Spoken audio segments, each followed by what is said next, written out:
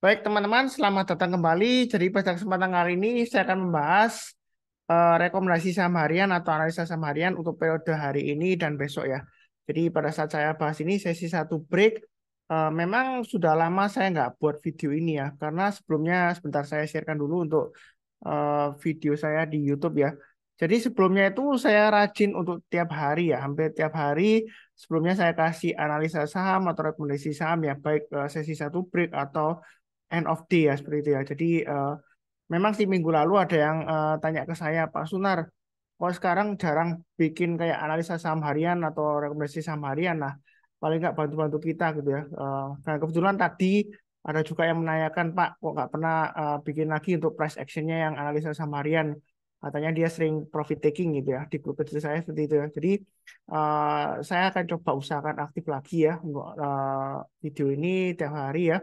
Kalau nggak sesi satu break mungkin end of day ya, seperti itu ya. Jadi saya akan bagi menjadi dua video, part one sama part two ya. Mudah-mudahan view-nya banyak lagi seperti sebelumnya ya. Karena akhir-akhir ini memang marketnya lesu. Ini IHSG-nya sudah mulai testing lagi resisten 7.000. Cuma saya ingatkan, kalau testing resisten itu bisa saja berhasil, bisa saja gagal ya. Jadi jangan kaget kalau tiba-tiba, oh Pak Sunar kena 7.000 kok, kok turun lagi ya seperti itu ya.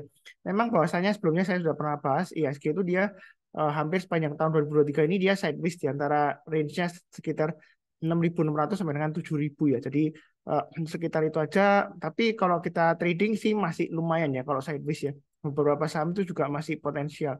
Jadi di saat market lesu itu selalu ada saham yang masih potensial untuk trading ataupun untuk investasi jangka pendek atau menengah ya seperti itu ya. Karena kalau kita bicara IHSG kan indeks. Jadi kalau kita bicara saham itu di IHSG sudah ada sekitar 900 lebih saham ya seperti itu. Jadi saya akan bahas sekitar 12 saham. Bagian pertama ini nanti berlanjut ke bagian kedua ya. Jadi saat saya bahas ini sesi satu break em, hari Kamis ya, tanggal 23 November 2023. Ya, seperti itu ya. Mudah-mudahan feedbacknya positif ya, karena ini kembali lagi eh, saya usahakan aktif tiap hari ya, seperti itu ya.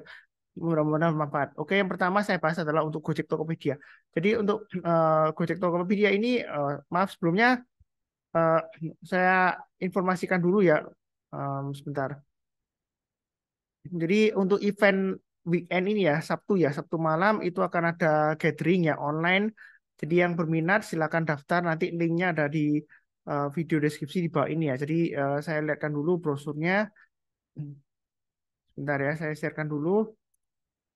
Jadi eventnya itu Zoom meeting online jam 7 malam sampai jam setengah 9 malam ya, kurang lebih seperti itu ya. Jadi kita akan bahas saham-saham yang potensial untuk minggu yang akan datang. Dan kemudian eh, untuk meeting Sabtu ini saya akan datangkan teman saya yang bahas mengenai retirement plan ya. Kalau kita mau tertarik di bidang istilahnya pensiun dini ya atau pensiun untuk masa yang akan datang ya, itu strateginya bagaimana untuk investasi di salah satu institusi perusahaan asuransi ya seperti itu ya.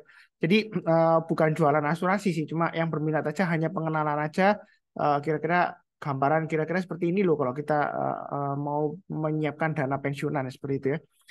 Eh, Kurang lebih seperti itu. Jadi kembali ke saham lagi ya. Nah, untuk yang pertama, untuk Gojek Tokopedia, ini kalau kita lihat Gojek Tokopedia ini sudah pernah saya infokan di grup kecil saya ya. Jadi kalau dia berhasil naik ke atas 83, pada bahwasanya untuk Gojek Tokopedia ini sudah cukup aman ya, cukup aman. Jadi nggak benar-benar aman karena dia masih cenderung downtrend. Tapi kalau sudah di atasnya 83, kenapa saya bilang lumayan aman? Karena sebelumnya dia dari atas ini kan 200 lebih ya, kemudian dia turun, dia tertahan di sekitar 83. Artinya kalau dia turun, kalau dia berhasil rebound atau mantul ke atas 83, di sana kesempatan kita untuk buy. Paling tidak sebenarnya sudah saya bahas ini 98 dikasih ya. Jadi ngikutin saya acara meeting weekend gathering ini sudah saya sudah gambarkan garis-garisnya, naik ke atas 83, target price berikutnya 98. Jadi ini masih ada potensial ke 98 ke atas. Target price itu bukan berarti take profit ya. Beda ya. Kalau take profit saya lebih suka menyebutnya istilahnya PT ya, profit taking. Kalau TP itu target price. Target price itu artinya itu adalah resisten kita berikutnya. Jadi kalau dia breakout ke atas 98, kita dihadapkan dua kemungkinan ya. Kalau mau take profit silakan, nggak ada yang larang sih.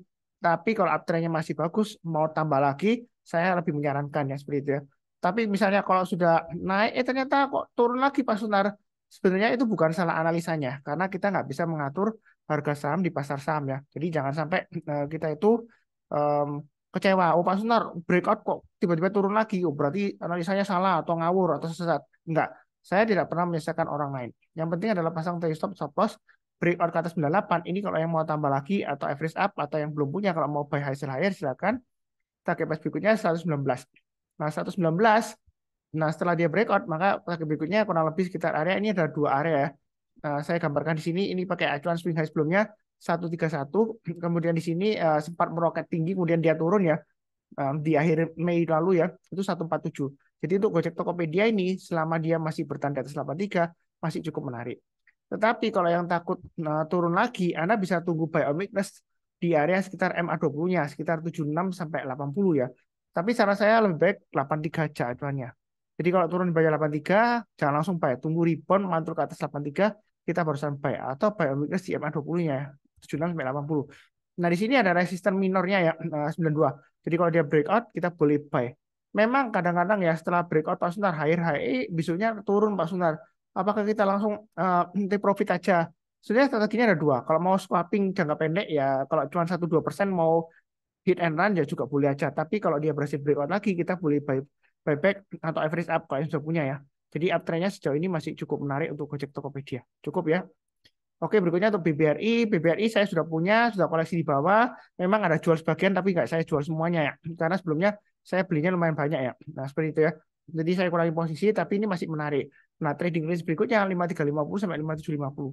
Hari ini dia sudah berhasil breakout ke atas 5350. Yang mau buy itu ada dua pilihan. Mau buy high sell higher boleh. Nah, kalau kita lihat di sini, ini swing high sebelumnya kan tanggal 12 Oktober 2023. Itu hanya di 5375. Jadi kalau yang mau buy high sell higher, naik ke atas 5375 silakan buy. Target price berikutnya sekitar 5.600. Ini swing high dari all time high sebelumnya ya, 5.600. Kemudian dia higher high lagi, all time high lagi, kemudian all time high lagi sampai 5.750. Jadi selama bertahan di atasnya 5.350 untuk BBRI ini masih ada kemungkinan ke 5.750 atau breakout lagi new all time high, masih kemungkinan ya, masih bisa. Nah, tapi kalau misalnya buy on breakout tiba-tiba koreksi ya Anda pakai acuan trailing stop-nya atau stop loss-nya pakai MA20-nya aja 5175. Nah, yang mau buy on weakness Anda bisa buy on weakness di MA20-nya. Ini kurang lebih nanti di sekitar area 5175. Artinya kalau dia turun di bawah 5175 jangan langsung buy. Tunggu rebound atau mantul ke atas kita barusan buy ya, seperti itu ya. Itu buy on weakness. Tapi kalau nggak dikasih kita buy high sell higher ya. Bukan berarti buy on breakout itu nanti jangan-jangan kena PHP Pak Sunar. Enggak. Kita follow the trend. Sejauh ini reboundnya, uptrendnya jangka pendeknya lumayan menarik ya. MA20 sudah mengarah ke atas, harganya sudah di atasnya MA20-nya. Memang kadang-kadang dia pullback lagi seperti ini ya. Naik tinggi, kemudian dia pullback. Ya pasang aja trailing stop-nya atau stop loss-nya. Intinya di sini, selama dia masih bertahan di atas 5.000 untuk jangka menengahnya, itu masih menarik. Ya. Sudah pernah saya sebutkan di analisa saham harian juga. Maksud saya analisa saham mingguan ya sebelumnya ya. Tiap minggu saya tetap bikin videonya saya saham untuk perbankan ya, seperti itu. Terutama yang big caps ya. Kurang lebih cukup. Berikutnya untuk saham brand. Ini ada yang tanya di grup saya juga, kemudian ada yang PM juga ya. Kemarin itu ada 3 orang kan panik dan mereka bingung ya mau buy atau enggaknya. Ini sengaja saya nggak pakai daily karena kalau di indikator saya itu dailynya masih belum cukup data karena dia belum lama IPO ya, brand ini ya, masih satu grup dengan BRPT. Jadi dia kenaikannya luar biasa. Nah, sebelumnya yang di grup saham profit itu saya sudah sebutkan. Kalau yang mau buy a weakness, Anda bisa buy a weakness di 6.200. Artinya kalau dia turun itu jangan langsung buy, tunggu rebound mantul ke atas kita barusan buy ya. Memang kalau sudah terjadi sih ngomongnya gampang. Pak Sunar, waktu turun-turun ya kita buy murah Pak Sunar. Nanti lihat ini saya buy sudah naik. Iya kalau sudah naik. Coba kalau dia gagal ya turun lagi ya, seperti itu ya. Nanti Anda diem aja, nggak berani pamer kemana-mana. Tapi kalau sudah berhasil, sudah terjadi ngomongnya gampang. Ya, saya nggak menjelekan orang lain nggak. Karena memang kadang-kadang belinya ke atas sedikit itu untuk konfirmasi ya, demand and supply. Jadi kalau naik ke atas 6.200 boleh buy, tapi kalau gagal lagi turun bayar 6.200 hati-hati ya. Karena kalau dia gagal bayar 6.200 dia bisa turun sampai 5.800, 5.400 atau bahkan ke bawahnya sampai 4.960. Jadi lumayan dalam ya, seperti itu ya. Karena dia belum lama IPO. Dan saya tunjukkan aja ya seperti itu ya siklusnya. Nah, ciri khasnya gimana Pak Suntas supaya nggak terjebak. Eh, yang pertama kalau barusan IPO, kita kalau dia turun jangan di average down-nya. Biasakan pasang trailing stop-nya atau stop loss-nya. Nah, yang kedua, kalau buyback itu tunggu kalau rebound di atas dari support sebelumnya yang ditembus ke bawah, kemudian dia breakout lagi seperti ini. 6.200 dia ditembus ke bawah. ya kan? Kemudian tunggu naik rebound ke atas 6.200, kita barusan buy, ya seperti itu ya. Ini gambar saya kurang lebih di MA20-nya, atau saya pakai acuan dari low-nya di sini. Low-nya tanggal 21 November 2023. Ya ini hourly ya, per jamnya ya. Jangan keliru ya, ini bukan daily ya. Bukan daily chart. Saya pakai hourly atau per jamnya. Jadi satu candle itu 1 jam. Lebih mudah seperti ini karena dia barusan IPO. Karena kalau daily itu agak seberapa nampak ya seperti itu ya. Eh, Coba saya lihatkan untuk saham brand ini yang daily-nya gitu ya. Jadi kalau mau dianalisa kalau barusan IPO biasanya datanya belum cukup ya seperti itu ya. Jadi kita belum bisa menganalisa. Sebenarnya sih bisa aja sih ya dianalisa, tapi masih belum cukup data lah untuk MA30 MA30 atau beberapa MA200 itu masih belum ada ya seperti itu ya. Nah, kalau untuk daily-nya sebentar coba saya lihatkan aja ya sekilas ya. Seperti ini ya. Nah, ini saya pakai trading view karena indikatornya dia kelihatan ya. Jadi dia sudah naik tinggi. Ya, kalau kita lihat di sini eh, untuk area supportnya memang ini sekitar jauh ya, sekitar 5.000. Ini kalau kita pakai acuan swing low-nya aja 5.500. Tapi saya pakai acuan sekitar 6.200-an ya, sekitar di sini ya. Jadi kalau kita lihat sini koordinat 6.200 ya kurang lebih dari low-nya yang ini ketika dia pullback koreksi ini pada tanggal 21 November ya. Jadi kalau dia berhasil bertahan di atas 6.200 dia bagus ya. Tapi kalau gagal dia kemungkinan akan balik lagi ke 5.500 atau bahkan turun ke bawahnya.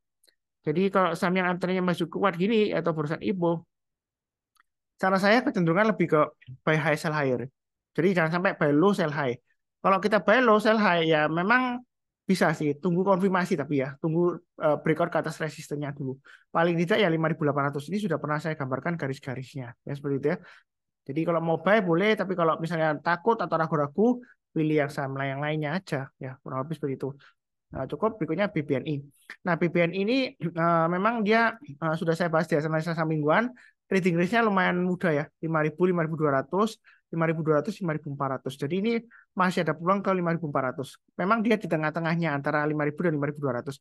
Yang mau buy on weakness, saran saya tunggu aja di area sekitar 5.000 ya, atau 4850. Artinya buy on weakness itu kalau turun jangan langsung buy.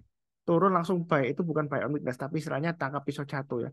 Jadi kalau kita lihat sini ini sekitar 5.000 ya area buy weakness-nya. Kalau dia koreksi rebound mantul ke atas kita barusan beli ya. Menjelang penutupan atau besok paginya kita buy. Nah, kalau nggak dikasih kita buy high sell higher.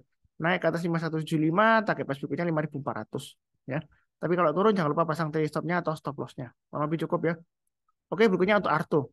Nah, Arto ini saya sudah bikin 2 video sebelumnya.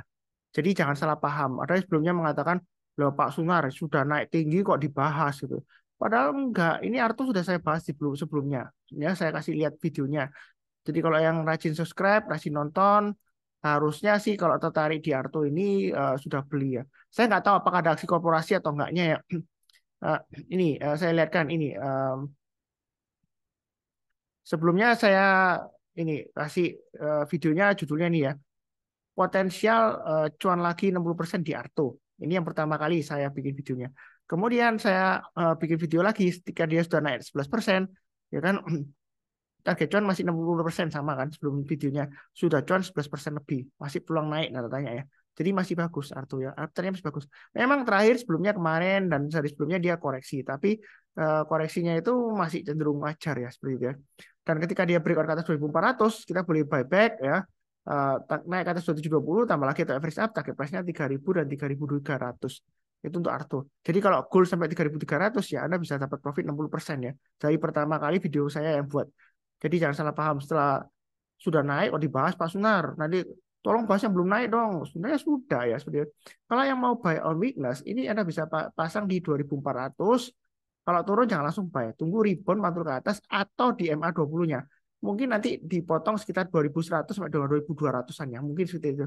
Jadi kalau turun jangan langsung buy. Tunggu rebound mantul ke atas menjelang penutupan atau besok paginya kita barusan buy. Ya, jangan turun langsung buy. Itu namanya tangkap pisau jatuh kalau turun langsung buy. Ya, kalau lebih cukup berikutnya BBCA. Ini salah satu bank yang saya punya lumayan banyak. Jadi ini area supportnya trading range-nya 8825 sampai 9000, kemudian 9000 sampai 9125, 9125 sampai 9250. Jadi garis-garis yang saya berikan ini untuk acuan support resistennya. Trading itu sebenarnya mudah kalau sudah digambarkan garisnya seperti ini ya. Di mana kita pasang trailing stopnya, stop lossnya. Kalau dia naik, average up di mana. Jadi kalau dia naik ke atas 9.000, kita boleh tambah lagi tuh average up. Jangan terlalu kaku ya. Istilahnya seperti ini. Pak Sunar, ini sebelumnya naik ke atas 9.000, dia hanya sampai 9.075 loh. Terus gitu lemot, gak naik-naik, kemudian dia turun lagi ya seperti itu. Tapi menurut saya untuk BCA ini, kalau kita bicara secara jangka 5 tahunan, ya kan, dia bisa kasih cuan sampai 100% ya. Yang terakhir ya di high-nya di highest-nya seperti itu ya 9.400-an ya. Kalau dari lihat 5 tahun ke belakang dia cuannya 100%. Kalau 100% dihitung bagi 5 20%-an aja lah, bagi 5 rata gitu ya. 5 tahun ya itu cuannya 20%. Nah, biasanya sendiri dari pendapatan bunganya itu nggak bisa cuan 20% setahun, nggak bisa. Wong NIM-nya aja sekitar 4, berapa persen ya. Kalau murni dari pendapatan bunganya ya, kecuali kalau dari pendapatan lain-lainnya, pendapatan operasional seperti biaya-biaya bulanan, biaya bulanan tabungan dan lain-lain ya mungkin masih bisa cuan ya seperti itu, masih bisa lebih. Tapi sejauh ini nggak lebih banyak dari 20% ya setahun ya nggak bisa dari pendapatan murninya ya dari SWCI ya. Jadi kalau cuan dari sahamnya bisa 20% setahun itu sebenarnya bagus. Ya memang kadang-kadang lesu sih seperti itu ya. Nah, tapi namanya aja dia big caps, blue chip ya dia lumayan aman. Apalagi terakhir dia dapat award ya, lumayan bagus perusahaannya seperti itu ya. Kurang lebih cukup. Ini bagian pertama ya, ada 6 saham. Nanti bagian kedua saya akan bahas 6 saham yang lainnya, KASA, BAIT, ASI, BMRI, BRPT, dan Telkom ya, seperti itu ya. Jadi jangan lupa untuk nonton juga yang part kedua. Ini masih sesi satu break, jam 12.30 waktu Indonesia bagian Barat ya. Tanggal 23 November 2023 hari Kamis. Ya, kurang lebih cukup sekian. Bentar, saya coba pause dulu. Seperti biasanya ya, saya doakan selalu semuanya selalu sehat, damai, dan sejahtera selalu. Amin. Terima kasih banyak. Tetap semangat.